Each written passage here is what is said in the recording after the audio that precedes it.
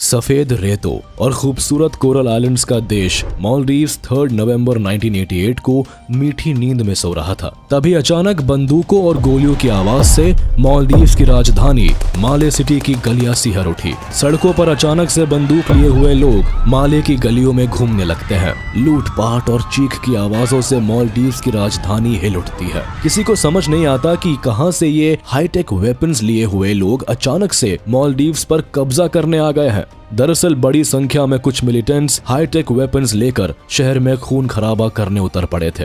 मालदीव्स में चारों तरफ लूटपाट, डर, इनसिक्योरिटी और बदहाली फैल गई। इस रात मालदीव्स से दुनिया के कोने कोने में फोन कॉल्स जाने लगे। मालदीव्स ने भारत को भी एक SOS मैसेज भेजा और इंडिया से मिलिट्री सपोर्ट की मांग की।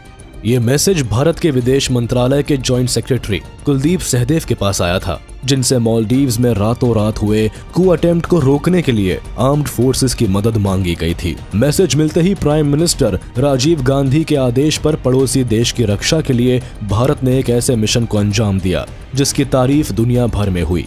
ये मिशन था ऑपरेशन कैक्टस, जिसने न केवल इंडियन ओशन में भारत की डोमिनेंसी को साबित किया, बल्कि भारत की नेवी, एयरफोर्स और मिलिट्री से पूरी दुनिया को अचंभित कर दिया। क्या था ऑपरेशन कैक्टस? मालदीव्स में ऐसा क्या हुआ कि भारत को उसकी रक्षा के लिए आना पड़ा? ऑपरेशन कैक्टस का क्या परिणाम रहा और इस ऑपरेशन को क्यों अंजाम दिया गया? इंडियन ओशन की गोद में बसा हुआ मालदीव्स एक बहुत ही खूबसूरत देश है, जिसे ट्रेजर आइलैंड भी कहा जाता है। कोरल रीफ से बना ये आइलैंड भारत के साउथ वेस्टर्न कोस्ट के पास इंडियन ओशन में लोकेटेड एक छोटी सी कंट्री है। सिर्फ 5,20,000 पॉपुलेशन वाला ये देश अपने tropical climate with consistently warm temperatures and beautiful white sand beaches के कारण पूरी दुनिया में टूरिस्ट के लिए एक पॉपुलर डेस्टिनेशन है। यहाँ लगभग 1200 छोटे छोटे कोरल आइलैंड्स हैं, जिनमें से सिर्फ 200 आइलैंड्स पर ही लोग रहते हैं। मेनली इस देश के सभी आइलैंड्स रूरल एरियाज में ही काउंट किए जाते हैं। सिर्फ माले सिटी ही यहाँ का एक बड़ा शहर माना जाता है, जो मालदीव्स की राजधानी भी है। वैसे तो साइज और पॉपुलेशन के हिसाब से ये देश एशिया के सबसे छोटे देशों में से एक है, लेकिन अपनी स्ट्रैटेजिक लोकेशन के कारण इंडियन ओशन रीजन्स में मालदीव्स का importance global trade, maritime security and geopolitical competition के कारण बहुत ज्यादा क्रूशियल है। अगर भारत की बात करें तो हमारा ज्यादातर सी ट्रेड इसी रूट से होकर जाता है।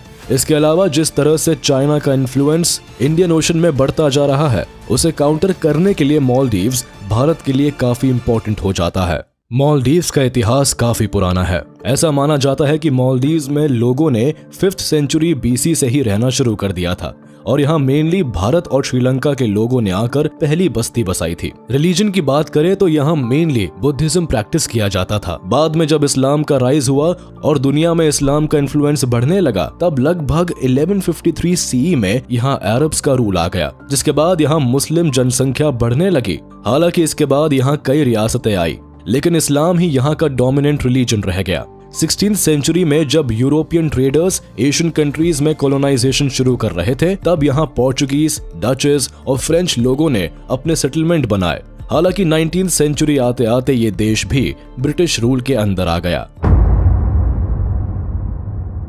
26 जुलाई 1965 को मालदीव्स को ब्रिटिश एम्पायर से आजादी मिली। इसके करीब 3 साल बाद मार्च 1968 में रेफरेंडम के थ्रू यहाँ कॉन्स्टिट्यूशनल मोनार्की को खत्म करके रिपब्लिक ऑफ मालदीव्स की स्थापना की गई और इब्राहिम नासिर मालदीव्स के पहले प्रेसिडेंट बनते हैं। उस वक्त मालदीव्स में प्रेसिडेंशियल टेन्योर 4 साल तक की थी, लेकिन इब्राहिम नासिर ने 1972 में मालदीव्स के कॉन्स्टिट्यूशन में चेंजेस करके प्रेसिडेंशियल टेन्योर को बढ़ाकर 5 साल कर दिया। इसके बाद नासिर ने दूसरे टर्म की प्रेसिडेंसी में भी जीत हासिल की। इसी दौरान PM के इलेक्शंस भी हुए, जिसमें अहमद जाकी चुने गए। पिछले कई सालों में अहमद जाकी पीपल्स मजलिस के स्पीकर थे। पीपल्स मजलिस मालदीव्स की यूनिकैमरल लेजिस्लेटिव बॉडी है, जो कि मालदीव्स की कॉन्स्टिट्यूशन की देखरेख करती है और वहां टाइम टू टाइम वहां के लॉज को बनाती है, इम्प्लीमेंट करती है और उसे अपडेट करने का काम करती है। पिछले टर्म में जाकी की पॉपुलैरिटी काफी बढ़ गई थी और वो वहां की जनता के बीच में काफी लोकप्रिय हो गए थे।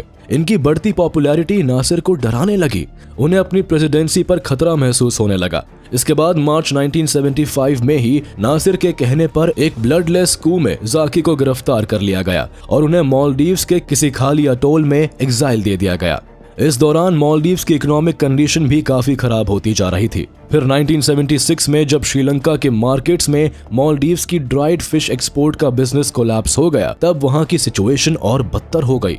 पब्लिक एंड ऑपोजिशन पार्टी पूरे देश में नासिर के खिलाफ विरोध करने लगे। देश की बिगड़ती हालत देखकर नासिर ने सिचुएशन बेहतर करने के बजाय 1978 में मालदीव से $1 मिलियन लेकर सिंगापुर भाग निकला। रिपोर्ट्स की माने तो कहा जाता है कि वो $1 मिलियन पैसा स्टेट ट्रेजरी से निकाल कर भाग गया था।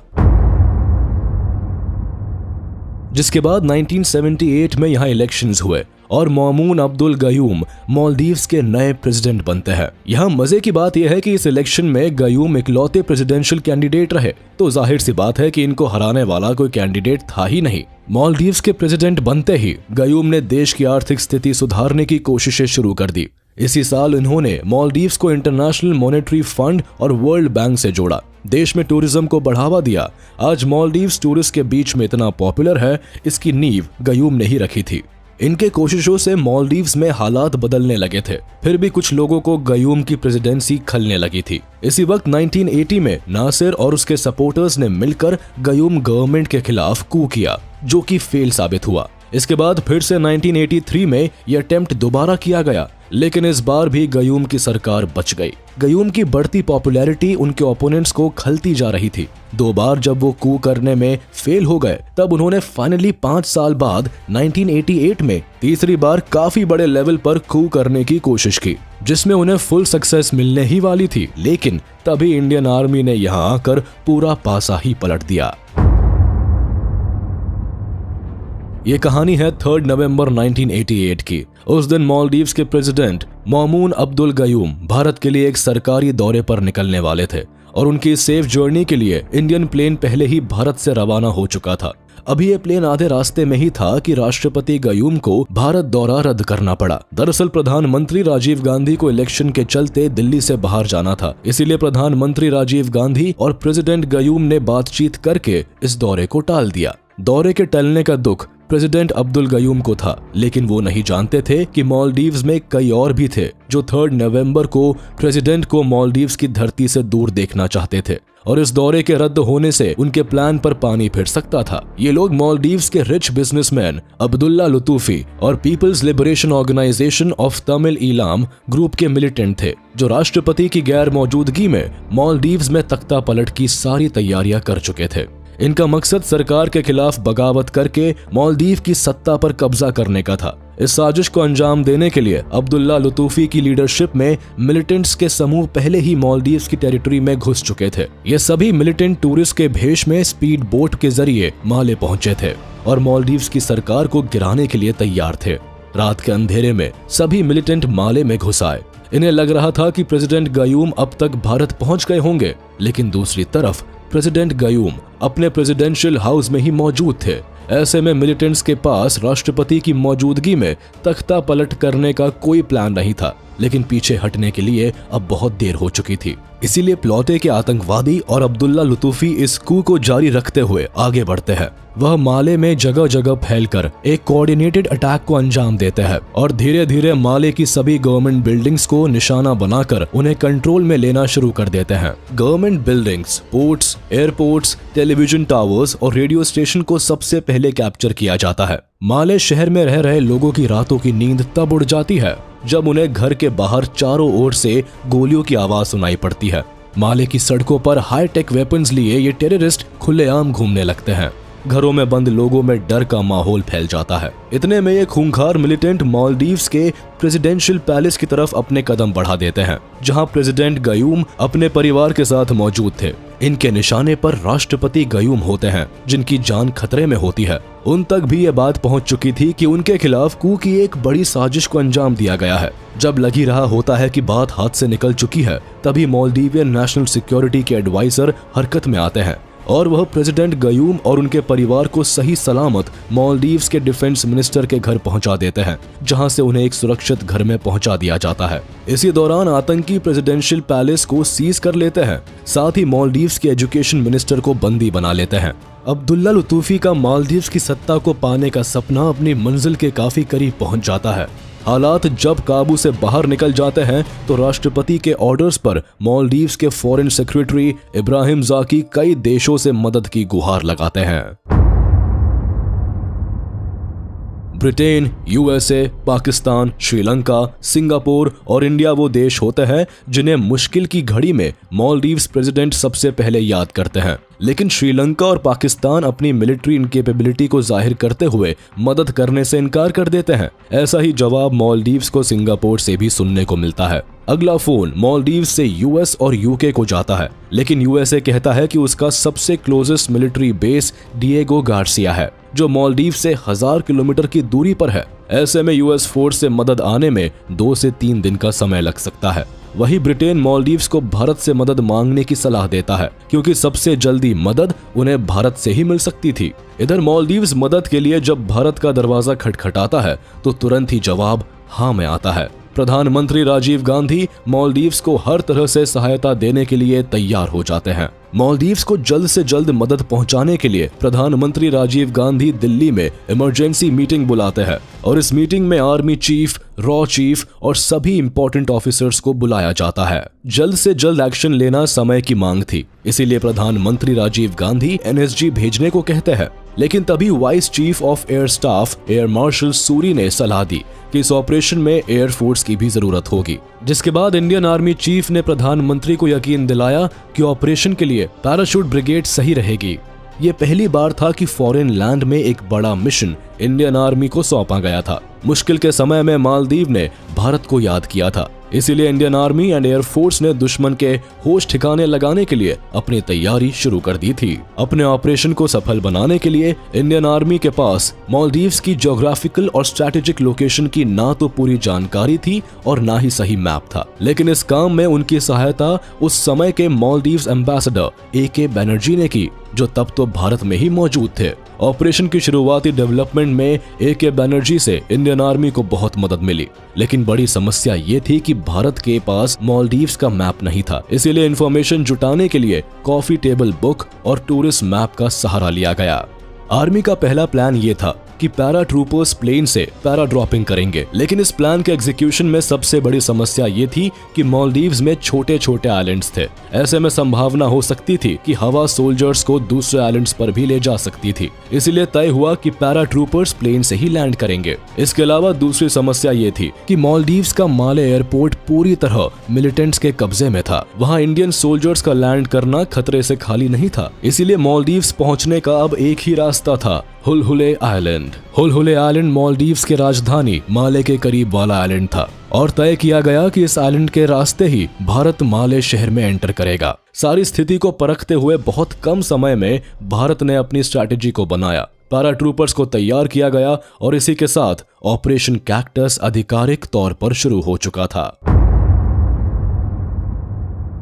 मुश्किल घड़ी में देश को छोड़कर भाग खड़े होने वाला ये राष्ट्रपति अभी भी मालदीव्स को डोमिनेट करने का ख्वाब देखता था और अपने इसी सपने को साकार करने के लिए इब्राहिम नासिर ने मदद ली, मालदीव्स के रिच बिजनेसमैन और अपने पुराने दोस्त अब्दुल्ला लुथूफी की, जिन्होंने मिलकर 1988 के तख्ता पलट की पूरी साजिश रच डाली थी। लेकिन अब्दुल्ला लुथूफी के लिए इस पूरी साजिश को अकेले अंजाम देना मुमकिन नहीं था, इसीलिए इस काम में उसे साथ मिला श्रीलंका के extremist Tamil group People's Liberation Organisation of Tamil Eelam के नेता उमा माहेश्वरन का, जिन्होंने 3 नवंबर को मालदीव्स के माले शहर में तख्ता पलट के साथ हिंसा का वो मंजर रच डाला जिसे रोकने के लिए भारत के वीर सैनिकों को मालदीव की धरती पर अपना पराक्रम दिखाना पड़ा।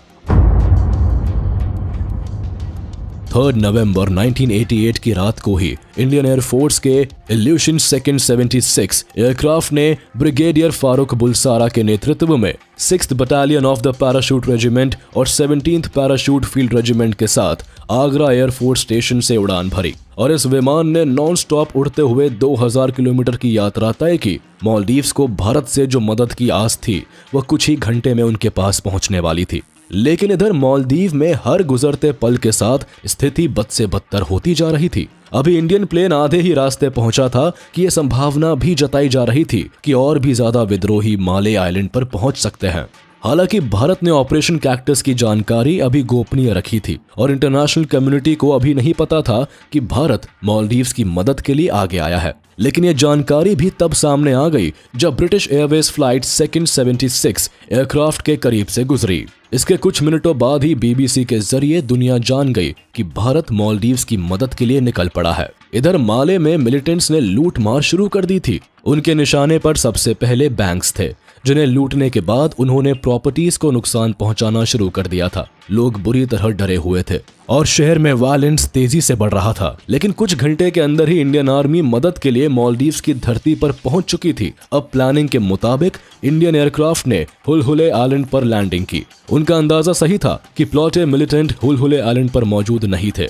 इसी मौके का फायदा उठाते हुए सबसे पहले ट्रूप्स ने एयरफील्ड को सुरक्षित कर लिया था, जो कि ऑपरेशन कैक्टस का पहला फेज था। दरअसल इस ऑपरेशन को 4 फेजेस में बांटा गया था, जिसके तहत 2 फेज में एक टीम को माले के साउथ वेस्ट में जाकर प्रेसिडेंट गयूम को सेव करना था, जबकि 3rd फेज में यह निश्चित किया गया था कि सभी टीम हुलहुले में इकट्ठा होंगे। और इस मिशन का 4th और आखिरी फेज था कि राष्ट्रपति की सेफ्टी को इंश्योर किया जाएगा, और आगे हुआ भी ऐसा ही।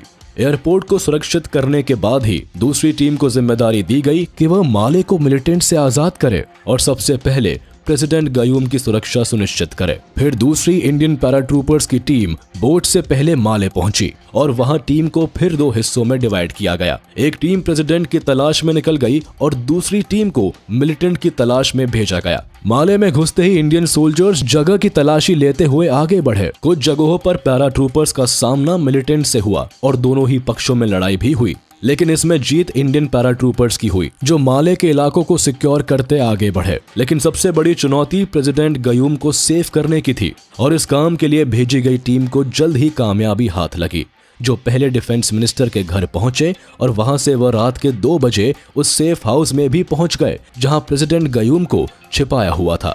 यहां से राष्ट्रपति गयूम को रेस्क्यू कर उन्हें इस मुश्किल घड़ी में भारत ले जाने की बात भी कही गई। लेकिन राष्ट्रपति गयूम ऐसी स्थिति में अपने देश को छोड़कर नहीं जाना चाहते थे। उन्होंने भारत जाने से मना कर दिया। उनका कहना था कि उन्हें नेशनल सर्विस हेडक्वार्टर्स तक सेफली पहुंचा दिया जाए, और भारतीय सैनिकों ने ऐसा ही किया। सुबह 4 बजे के आसपास वह नेशनल सर्विस हेडक्वार्टर्स पहुंचे और वहां पहुंचकर उन्होंने ब्रिगेडियर फारूक बुलसारा से पीएम राजीव गांधी को फोन लगाने को कहा। फोन पर अब्दुल गयूम ने राजीव गांधी को इस मदद के लिए धन्यवाद देकर उनका आभार व्यक्त किया। सिर्फ कुछ ही घंटों में इंडिया की जाबाज सेना के नेतृत्व में इस तख्ता पलट की साजिश का पासा ही पलट गया था। यह भारतीय सैनिकों के लिए एक बड़ी जीत थी, लेकिन भारतीय सैनिकों के पास जीत का जश्न मनाने का समय नहीं था, क्योंकि मिलिटेंट्स अभी भी माले में खुलेआम घूम रहे थे। अब्दुल्ला लुतूफी का कोई अता पता नहीं था और मालदीव्स के एजुकेशन मिनिस्टर अभी भी मिलिटेंट्स के कब्जे में थे। उन्हें सही सलामत बचाना था और माले को कंट्रोल में लेना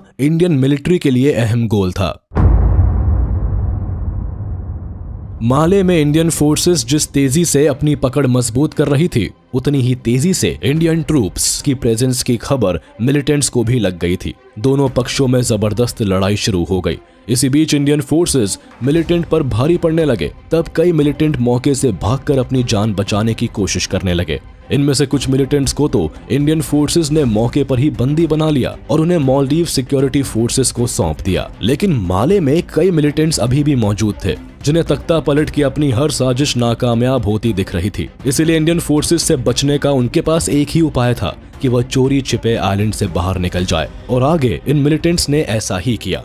उन्होंने एक टूरिस्ट बोट को हाईजैक किया। इस बोट में मिलिटेंट के साथ अब्दुल्ला लुतूफी भी सवार थे और वह बंदी बनाए गए मालदीव्स के एजुकेशन मिनिस्टर और 6 हॉस्टेजेस को भी अपने साथ श्रीलंका ले जाने की तैयारी में थे। इधर बीच पर मौजूद इंडियन फोर्सेस ने भी मिलिटेंट्स को आइलैंड से भागते हुए देख लिया था, इसलिए ट्रूप्स ने बोट पर अंधाधुंध फायरिंग शुरू कर दी थी। Rocket launchers, MMG, small arms fire से बोट को एम किया गया और इस फायरिंग से बोट को नुकसान भी हुआ था। बोट में हुए 2 छेद की वजह से ये बाएं तरफ झुकने लगी थी। साथ ही साथ बोट की स्टीयरिंग व्हील भी जाम हो गई थी। ऐसे में ये बोट मलाका की तरफ जा रहे जहाजों की तरफ बढ़ रहा था। अगर ऐसा होता तो अब्दुल्ला लुतूफी अपने मिलिटेंट्स के साथ भागने में कामयाब हो जाता और वह इंडियन फोर्सेस के हाथ से निकल जाता, लेकिन भारतीय जवानों ने ऐसा होने नहीं दिया। इसी मिशन के बीच अमेरिका की फोर्टीला एयरक्राफ्ट कैरियर भी मालदीव्स की मदद के लिए पहुंच गया था। फोटिला एयरक्राफ्ट कैरियर के कमांडर ने भारत की मदद करने की अनुमति मांगी, लेकिन भारतीय सेना को मदद की जरूरत नहीं थी। हमारे सैनिक पहले ही मालदीव्स को सुरक्षित करने में कामयाब हो चुके थे। इसीलिए अमेरिकन कमांडर को मालदीव्स अधिकारी ने हुलहुले आइलैंड पर आने की इजाजत नहीं दी और इसीलिए अमेरिका को वापस लौटना पड़ा। इंडियन आर्मी ने अब्दुल्ला लुतूफी के जहाज से भागने की जानकारी जल्द ही इंडियन नेवल बेस को दी, जो पहले से ही सक्रिय थी। इंडियन नेवी की आईएनएस गोदावरी और आईएनएस बेतवा पहले ही इस ऑपरेशन के लिए मालदीव्स निकल चुकी थी और इसीलिए आगे चलकर हाईजैक बोट का सामना भारत की आईएनएस गोदावरी और आईएनएस बेतवा फ्रिगेट से हुआ। इस बोट के साथ दोनों इंडियन फ्रिगेट से काफी क्लैशेस हुए। इंडियन नेवी ने बोट पर एक बड़ा हमला किया, जिससे नाव का एक हिस्सा टूट गया। पकड़े जाने के डर से कई मिलिटेंट्स पानी में कूदकर जान देने लगे। वहीं इंडियन नेवी ने अब्दुल्ला लुतूफी को आत्मसमर्पण करने का मौका दिया, लेकिन वह नाव का रास्ता बदलकर भागने की कोशिश करता रहा। इस बार किस्मत ने लुतूफी का साथ नहीं दिया। इंडियन नेवी के सामने अब्दुल्ला लुतूफी को हार माननी पड़ी। इस लड़ाई में 19 मिलिटेंट्स मारे गए, साथ ही 2 हॉस्टेजेस की भी जान गई। लेकिन इंडियन नेवी ने जल्द ही हॉस्टेजेस बनाए गए एजुकेशन मिनिस्टर को रेस्क्यू कर लिया। इंडियन नेवी की जाबाजी से एक भी मिलिटेंट भागने में कामयाब नहीं हो पाया। इस कू के मास्टरमाइंड अब्दुल्ला लुतूफी को पकड़ लिया गया और उसकी तख्ता पलट की साजिश धरी की धरी रह गई। इधर इंडियन एयर फोर्सेस ने अपना कमाल दिखाया और पूरे माले को काबू में ले लिया। इस आखिरी जंग के साथ भारत ने मालदीव्स को पूरी तरह से सेफ कर लिया था। इसी के साथ ऑपरेशन कैक्टस आधिकारिक तौर पर सफल हो गया। ऑपरेशन कैक्टस के सफल होने के साथ ही अब्दुल्ला लुतूफी का मालदीव्स को कैप्चर करने का सपना चकनाचूर हो गया। भारतीय सेना के इस अदम्य साहस को दुनिया भर ने देखा। ये पहली बार था जब भारत ने फॉरेन लैंड पर ऐसे ऑपरेशन को अंजाम दिया, जिसे करने से कई देशों ने अपने हाथ खड़े कर दिए थे, लेकिन भारत पीछे नहीं हटा। इस ऑपरेशन में इंडियन नेवी और एयरफोर्स ने मिलकर काम किया और केवल 18 घंटे में ही उन्हें बड़ी सफलता भी हाथ लगी। यूनाइटेड स्टेट्स के प्रेसिडेंट रोनाल्ड रीगन ने रीजनल स्टेबिलिटी के लिए इंडिया के कंट्रीब्यूशन को काफी महत्वपूर्ण बताया। वहीं British prime minister Margaret Thatcher ने थैंक गॉड फॉर इंडिया भी कहा था। एक तरफ जहां इंटरनेशनल लेवल पर भारत और हमारी सेना को सराहा गया, वहीं साउथ एशिया में श्रीलंका ने भारत के इस कदम को गलत कहते हुए इसे काफी क्रिटिसाइज भी किया था। बहरहाल इसके मिलिट्री सपोर्ट के बाद मालदीव्स में राष्ट्रपति गयूम की सरकार बच गई और अब्दुल्ला लुतूफी को इस राजनीतिक साजिश के लिए फांसी की सजा सुनाई गई। लेकिन बाद में इस फांसी की सजा को बदलकर गयूम ने मृत्यु की सजा को उम्र कैद की सजा में बदल दिया। ऑपरेशन कैक्टस भारत और मालदीव्स के रिश्तों के बीच एक ऐसा माइलस्टोन बन गया जिससे भारत और मालदीव्स के रिश्ते और मजबूत हो गए।